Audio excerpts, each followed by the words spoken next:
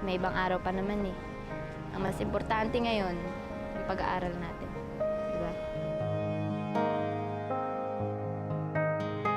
Sige na, Mari.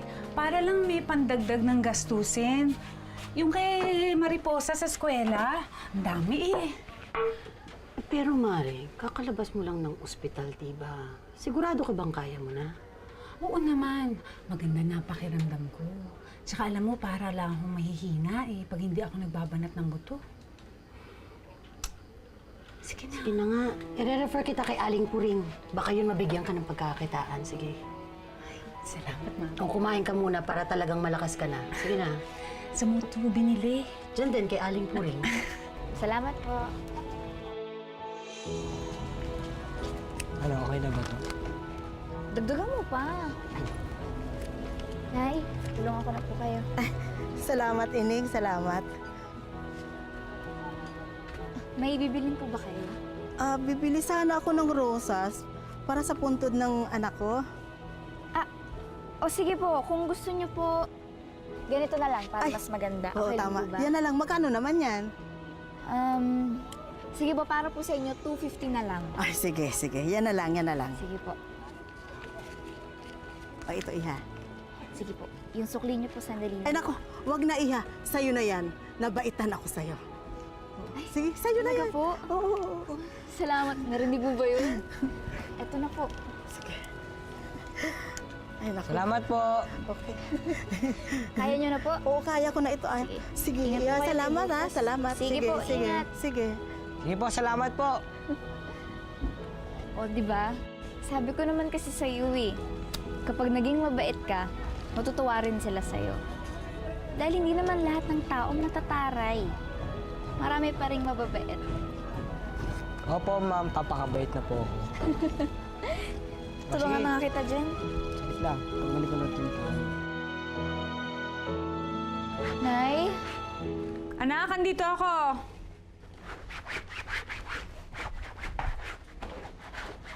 Nay, bakit po kayo naglalaba?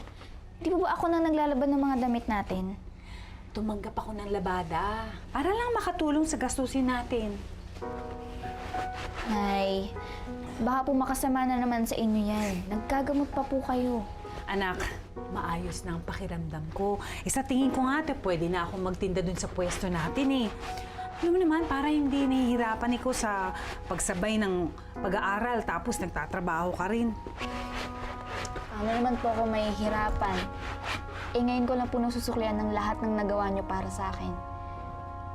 Kaya, Nay, ipangako niyo po sa akin na ito na ang una at huling beses na tatanggap kayo ng labada, ha? Anak naman. Nay, kahit po nagtatrabaho ako, hindi ko naman po napapabayaan yung pag-aaral ko eh. Sa totoo po niyan, gusto ko po maging doktor. Ako po yung papagaling sa sakit niyo sa puso at mag-aalaga sa inyo. Tapusin ko lang to. Ha? Ako po magbibihis muna, tapos babalikan ko po kayo dito, ha? Talagang Mariposa. Ulit mo din eh, no? Sige po.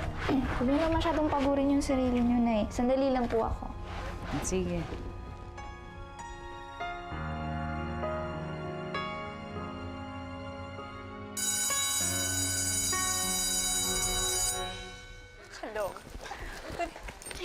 Excuse me po.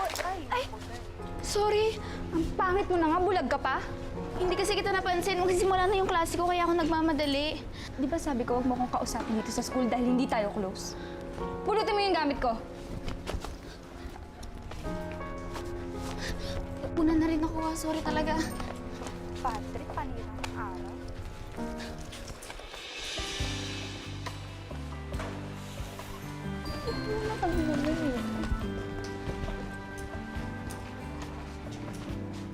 Kaklase ni Mariposa si Inigo?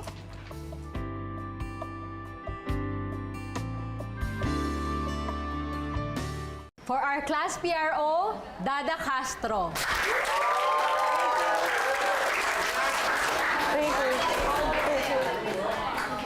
Ang galing. Ganito pala yung gagawin kapag napilayan ka. Okay, class. Next natin ay Muse at Escort. Sino gustong mag-nominate? Ma'am! Okay. I nominate Inigo para po maging escort. Okay, Inigo. May iba pa bang nominees? Wala na po. There being none, ang class escort natin ay si Inigo Villamor.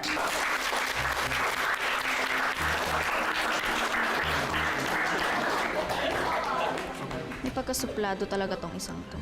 Kinuha na nga siyang class escort, wala man lang reaction. For our muse, sino ino-nominate nyo? Ma'am, Okay, Ramir. I nominate Mariposa for our muse.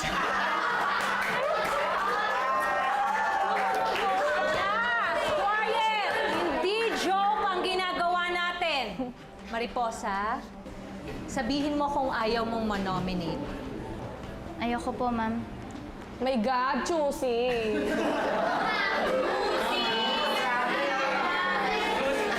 Kumari ka pa.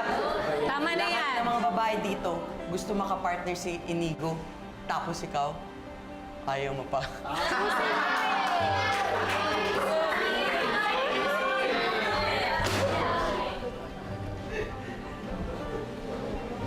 Itong itsura kong to, gagawin yung muse. Hindi na talaga yung nagsawang pagtripan ako, no? Oo, alam ko, pangit ako. At hindi ko yun makakalimutan. Dahil sa araw-araw na pagpasok ko dito sa eskwelahang to, lahat kayo pinagtitinginan ako. Lahat kayo pinagtatawanan ako. Pero nandito ako para tapusin ang pag-aaral ko. Di para gawin nyo lang katatawanan.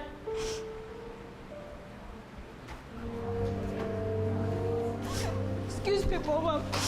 Okay, you're excused. Ramir, go to the guidance office.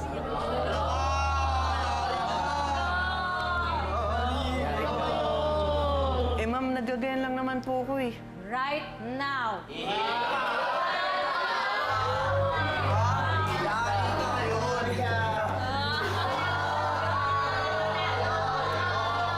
Mamaya, i-computerize mo na lang. Class, bakit? Ano nangyayari?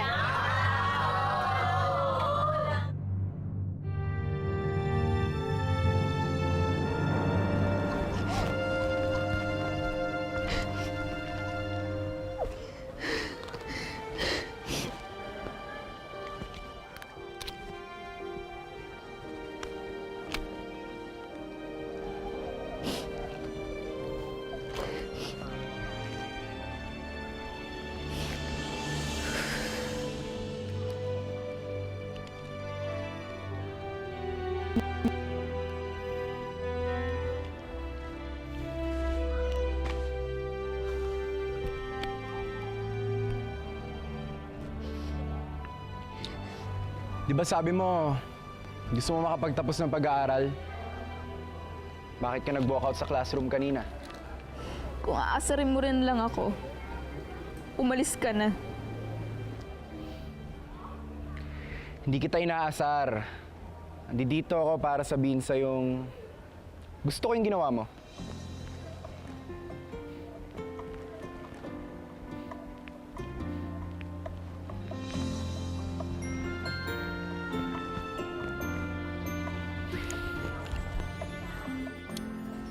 We should stand up for ourselves. Dahil sa bandang huli, sarili na lang natin yung kakampi natin. Hindi ka ba natatakot? Baka isipin nila magkakilala tayo. Nakikipagkaibigan ka sa pangit na katulad ko. Alam mo, may nakapagsabi sa akin, wala sa panlabas na anyo ang kagandahan ng isang tao. At base sa nakita ko, yung mga kaklase nating nantitrip sa'yo, sila ang may pangit na ugali.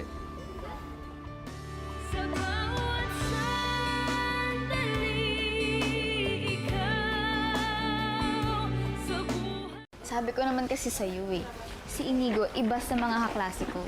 Mabait siya. Porkit mabait, crush mo na.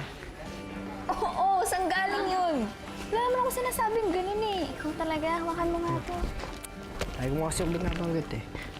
Ikaw Hoy, talaga Mariposa! hindi. Bakit hindi mo sinabi sa akin na kaklase mo si Inigo, ha? May gusto ko sa kanya, no? Hindi. Nagde-deny! Alam mo, huwag ka maniwala dyan. Kitang-kita naman sa pagmumukha niya. Gusto niya si Inigo. Mga kanya to. Ha? Kapal din ang mukha mo, eh, no? Alam mo, masyadong mataas yung pangarap mo, eh. Kami lang ni Inigo ang bagay. Hindi ko naman siya inaagaw sa'yo eh. At saka, bakit mo ako nakausap? Diba ang sabi mo kapag nandito tayo sa school, hindi tayo magkakilala? Sumasagot ka pa, ha? Ay! Sumasagot ka? Tama na, Bega! Sumasagot ka! Sumasagot ka! Kung labanan ako, hindi ko makahalan! Si Inigo, ha? Tama na, Bega! Kayo hindi porkit nakapalda kayo, hindi ko kayo papatulan. Ha? Sige, isa pa! Isa pa! Ano? Kapag ikaw, nakita pa kitang lumapit kay Inigo, lagot ka sa akin. Ako ang reyna ng school na to, ha? Kaya ako lang ang pwedeng maging girlfriend ni Inigo. Magkaklase nga lang kami ni Inigo, maniwala ka naman dun. Kaklase.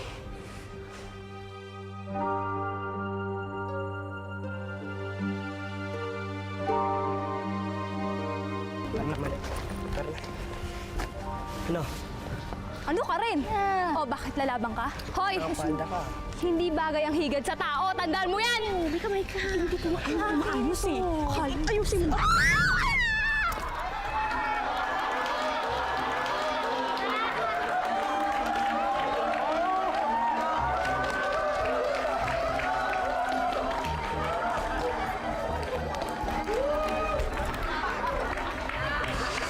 Beka kasi! Tulungan mo naman.